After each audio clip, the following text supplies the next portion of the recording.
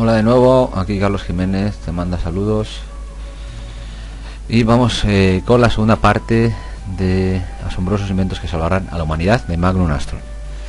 Lo maravilloso e increíble del universo aún está por verse, más únicamente los de mente amplia son los privilegiados que ven e intuyen todo, de primeros. Un corazón cerrado es la peor de las prisiones. Locos quienes abren los caminos que más tarde recorren los cuerdos. No hay vidas pequeñas, toda vida es grandiosa. Capítulo 2. El cuarto estado de la vida. El estado microscópico de la vida. Cuán grande fue mi estupor al escuchar la voz que provenía del imán donde se encontraba la partícula. Tomé una lupa del relojero, la cual siempre he tenido para ver detalles diminutos, y la sorpresa fue total cuando apareció ante mis ojos una brillante nave metálica en forma de balín. De inmediato procedí a retirarla del imán. Por más que trataba de desprenderla con mi uña, no lo lograba. Si en realidad allí había seres extraterrestres, podía suponer un ataque nuestro al verse rodeados de fuerzas magnéticas poderosas, al menos para ellos, dado su estado de pequeñez. Pensé tomar unas pinzas para retirar la partícula, pero temía hacer daño a la nave al presionarla con las puntas metálicas. Me encontraba pensando en la forma para retirar el extraño objeto, cuando éste saltó solo hacia mi escritorio, desprendiendo una luz verde-azul. Se ubicó una hoja blanca de papel y allí la pude apreciar mejor. Tenía el tamaño de un balín de bolígrafo. «Relájate», sentí de nuevo la voz, me dijo. En realidad nosotros podíamos liberarnos del imán, pero queríamos conocer tu voluntad. No te preocupes que nuestra nave no sufrirá ningún daño por ningún maltrato, es indestructible. Podré darles golpes con un martillo sobre un yunque y los que se abollarían serían el martillo y el yunque. No te preocupes por nosotros. Preocúpate por la humanidad. Podríamos destruirla si fuese necesario, y de eso se trata nuestra visita. La cuestión es seria. Te invitamos a que entres en nuestra nave si lo haces por tu propia voluntad. Pero si yo soy inmenso a comparación de ustedes, respondí desorientado. No eres inmenso ni nosotros somos pequeños. Somos seres humanos como todos. Simplemente nos encontramos en el cuarto estado de la vida. Todo es cuestión de relatividad en los estados de fractalización de la materia. Si deseas entrar voluntariamente en nuestra nave, puedes retirarte unos 4 metros de ella. Así lo hice, y de inmediato comenzó a manifestarse un remolino de partículas, formando un cono o embudo, cuyo boca era de mi tamaño y su extremo terminaba puntiagudo directamente en la diminuta nave. La agitación de partículas cesó y el cono hueco tomó la apariencia de un cristal opaco. Entra en el cono y camina despacio, me sugirió la voz que flotaba en el ambiente. Comencé a caminar con la seguridad de que llegaría solamente hasta la mitad del cono, y eso que agachándome de cuclillas y luego arrastrándome. No ocurrió eso. Mi cuerpo comenzó a irradiar nubes de partículas que de inmediato se iban adhiriendo a las paredes del cono por donde iba caminando, imprimiendo al cono una coloración diferente.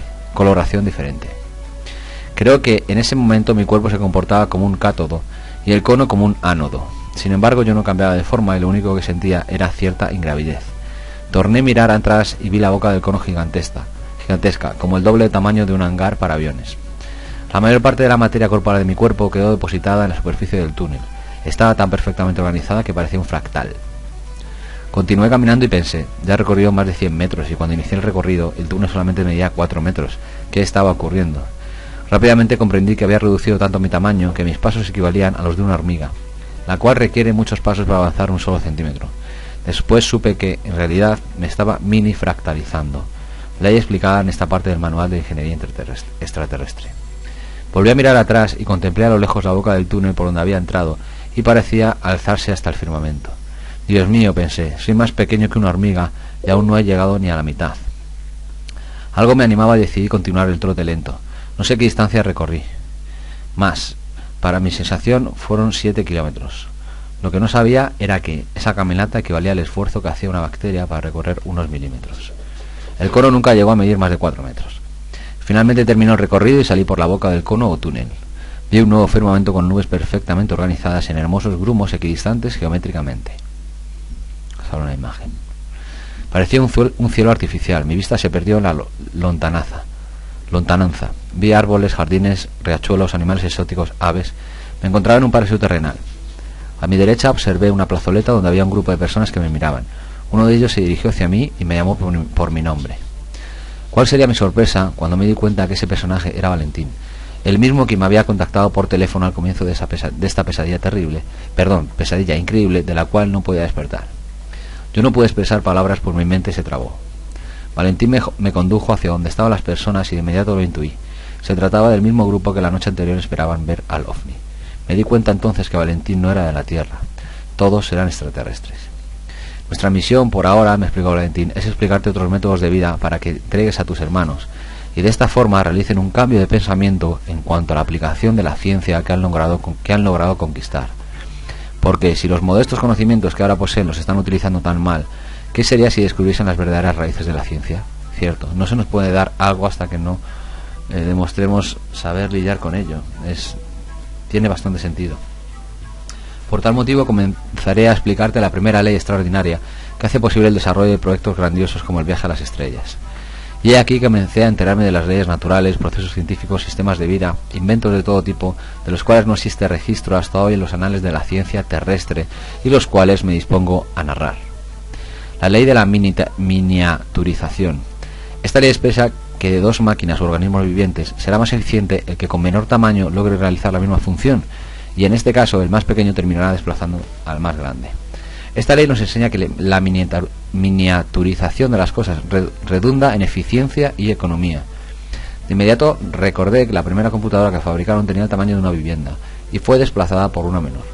Esta a su vez fue reemplazada por otra más pequeña, así sucesivamente. La válvula electrónica de emisión termoiónica fue reemplazada por el transistor y este a su vez por el chip.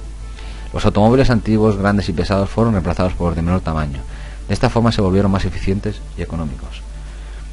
Muchas otras cosas que ilustran esta ley empezaron a venir a mi mente cuando Valentín me habló de nuevo. Nosotros logramos viajar a las estrellas gracias a que logramos miniaturizarnos mediante el proceso de la minifractalización. Antes de explicarte este proceso maravilloso, te diré que lo bueno no está en lo grande, sino que lo grande está en lo bueno. O sea que, para ser bueno, no es necesario ser grande. La palabra bueno aquí incluye los conceptos poderoso, eficiente, inteligente, excelente, sabio, etc. Existe una tendencia natural en la galaxia por la cual los mundos más alejados del centro tienden a ser más primitivos y violentos. Allí predominan las criaturas gigantescas y carnívoras, las cuales no dejan espacio ni comida a otros seres más pequeños, inteligentes y económicos. La Tierra por millones de años estuvo rezagada por la acción de los dinosaurios. Estos, debido a su gran corpulencia, acababan con las selvas y con otros animales, impidiendo que se estableciera la diversidad de las especies. Por tal motivo, nosotros actuamos en deber y esterilizamos a todas las hembras, terminando con el atraso evolutivo.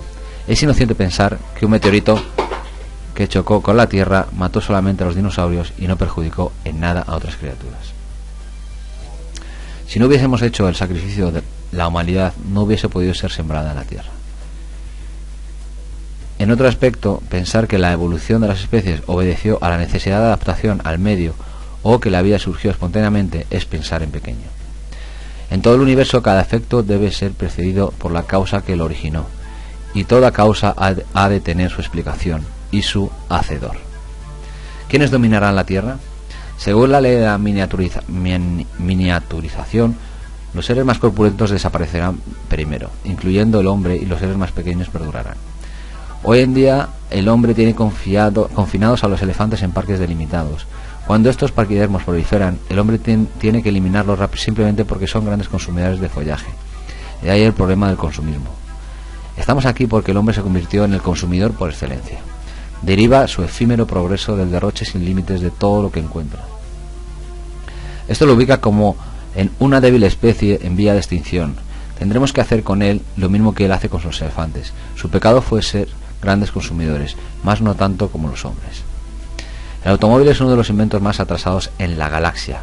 ¿Cómo es posible que un vehículo que pesa tonelada y media transporte generalmente a una persona que pesa 70 kilos? Quiere decir que el hombre derrocha unas 24 partes de energía para desplazar a una sola. A esto se suma que ese vehículo no tiene por dónde transitar, frena en cada cruce o semáforo, teniendo que desplegar toda su potencia para volver a ponerse en movimiento. Las compañías productoras de automóviles se mofan cada vez que desarrollan un nuevo vehículo, más, ante nosotros, hacen el ridículo. Un automóvil, para desplazarse desde la periferia de una metrópolis hasta su centro, puede demorarse de 1 a 2 horas gastando cantidad exagerada de combustible, arrojando el mismo aire que todos respiran, cientos de metros cúbicos de aire contaminado, y consumiendo un petróleo que jamás se volverá a obtener. En cambio, una paloma hace el mismo recorrido en 7 minutos y consume un grano de maíz de energía. En este caso, ¿dónde está la superioridad del hombre frente a los animales, a los cuales subestima y mata en forma inmisericordia? A pesar de lo anterior, nuestra visita no es para criticarlos, sino para poner en evidencia las fallas estructurales que los tienen al borde de la extinción, ya sea por rebelión de la naturaleza contra el maltrato humano, ya sea por guerras cruentas y duraderas entre ustedes mismos, o ya sea que lo tengamos que hacer nosotros rápidamente por compasión. Pero antes les vamos a enseñar qué deben hacer y cómo lo pueden realizar. Esto es, en teoría, pues lo que nos están diciendo seres más evolucionados a la raza humana. Les explicaremos cómo deben ser sus vehículos, cómo fabricar un planetoide en el espacio con lagos, ríos, vegetación y atmósfera para poder realizar largos viajes, sin que enloquezca el hombre por falta de naturaleza encerrado en una nave durante años. De tal forma podrán reproducirse y viajar familias enteras, por generaciones, no para conquistar planetas, sino en misiones pacíficas de intercambio cultural. Suena bien, ¿verdad? Esto es interesante. Solamente porque haya una pequeña posibilidad de que esto sea posible, merece la pena intentarlo. Sin duda. La ley de la supervivencia.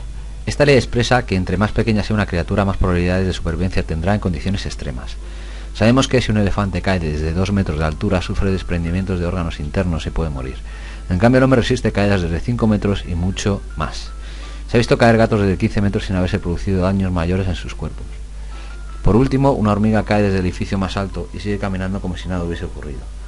Las bacterias y los virus resisten la veloz rotación de una licuadora y no son destruidos por la cuchilla del acero. También algunos microorganismos son inmunes a temperaturas de 100 grados centígrados, los cuales matarían a cualquier mamífero o insecto. No queda ninguna duda acerca de la anterior ley, la cual, expresada en otras palabras, nos demuestra que la supervivencia de los seres vivos es directamente proporcional al tamaño de los mismos. Es más fácil para el hombre terminar con los elefantes y los leones que con los insectos, y le será totalmente imposible con las bacterias y los virus.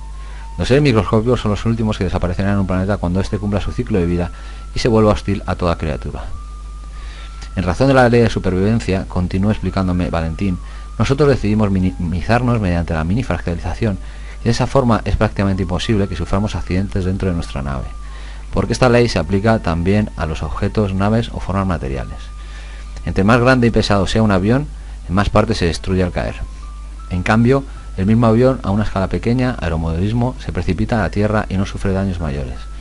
Nuestra nave, al tener el tamaño de un balín de bolígrafo, no sufre ningún daño ni se precipita si se precipita desde cualquier altura. Y nosotros, al tener el tamaño de una bacteria, no sentimos ni el menor golpe al caer.